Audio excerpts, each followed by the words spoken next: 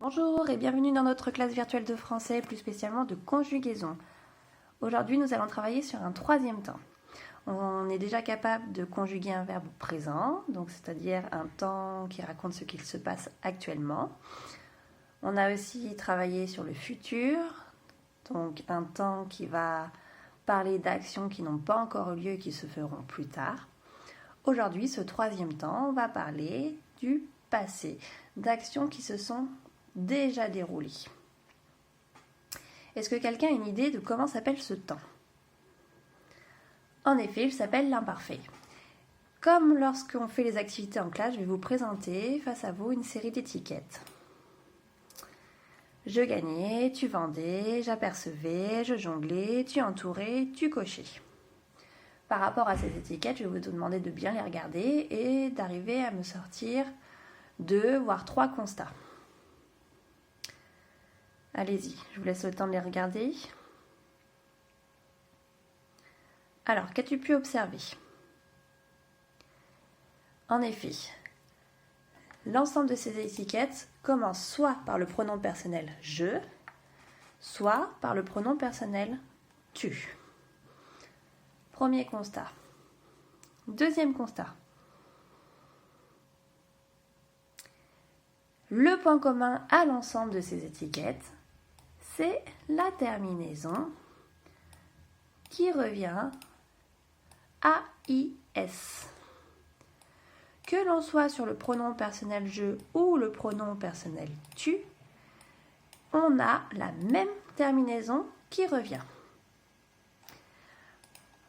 Petit exercice, on va chercher ensemble quel est l'infinitif de chacun de ces verbes. Je gagnais, on est sur le verbe à l'infinitif gagner, oui. Tu vendais, c'est le verbe vendre. J'apercevais, on est en train d'apercevoir, donc le verbe c'est apercevoir. Je jonglais, c'est le fait de jongler. Tu entourais, infinitif entouré. Et enfin tu cochais, on est en train de cocher. Très bien. Donc maintenant, je mets les pronoms personnels en couleur.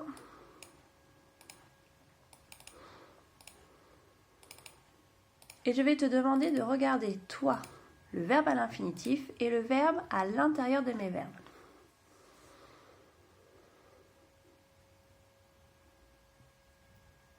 Qu'est-ce que tu remarques ? C'est tout à fait ça, ça ressemble un petit peu au présent. En fait, pour conjuguer le verbe à l'imparfait, je vais devoir prendre le radical de mon verbe. Le radical, ça veut dire qu'on enlève la terminaison infinitive. ER, RE, OIR. Donc pour construire un verbe à l'imparfait, j'utilise le radical de mon verbe et je viens lui ajouter pour le pronom je et tu la terminaison AIS. On continue sur les personnes du singulier. Donc, qui dit personne du singulier, il ne reste plus qu'un pronom personnel, c'est le il, le elle et le on. Très bien, donc je les mets en couleur. Mario, c'est un pronom personnel masculin, donc on peut le remplacer par il. Elisa, un prénom féminin, on peut le remplacer par elle. Et enfin, les pronoms tels qu'on les connaît déjà, il et elle. Donc je les écris.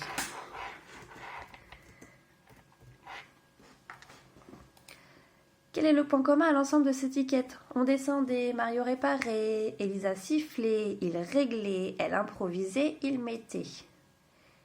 Qu'est-ce que l'on voit dans chacune de ces étiquettes ? Elles ont également toutes la même terminaison. Cette fois, on retrouve les lettres A, I, T. Donc je les mets en couleur pour qu'elles ressortent bien à vos yeux. Dernier travail que je vous demande de faire par rapport à ces étiquettes, c'est de trouver leur infinitif. On descendait. L'infinitif, c'est le fait de descendre. Mario réparait. Il est en train de réparer. Elisa sifflait. Quel est l'infinitif? Siffler. Il réglait.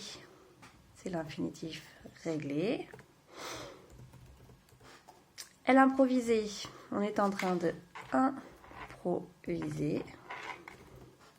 Et enfin, il mettait.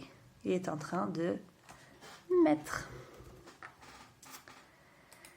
De nouveau, on regarde entre les infinitifs qu'on vient de trouver et les verbes, la partie qui n'est pas en couleur. Que se passe-t-il?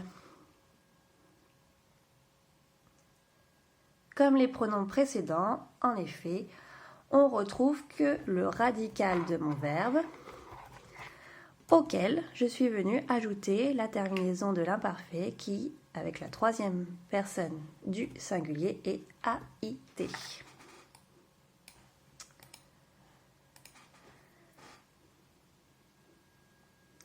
Je prends désormais mon tableau pour récapituler ces deux séries d'étiquettes que l'on vient de voir ensemble.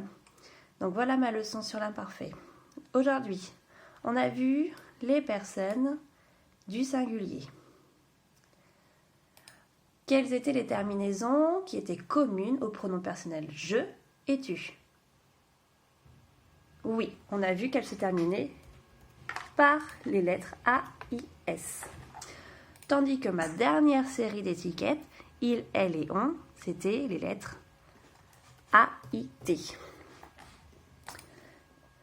Est-ce qu'on prend le verbe tel qu'il est écrit, le verbe infinitif, et qu'on lui rajoute en plus la terminaison? Non, attention, on a dit qu'on prenait que le radical, comme on faisait déjà avec le présent. Donc on prend le radical, c'est-à-dire on prend le verbe et on lui enlève son ER, son RE, son WAR, son DRE, et on lui rajoute alors sa terminaison.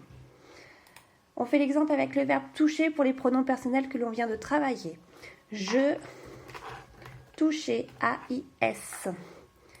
Tu touchais, AIS. Il et elle touchaient, donc je mets mon radical, j'ai enlevé le R et je rajoute AIT. Voilà, je m'arrête là pour aujourd'hui. Il y aura une autre vidéo, bien évidemment, sur les pronoms personnels qui indiquent le pluriel. Et je vous dis donc à bientôt!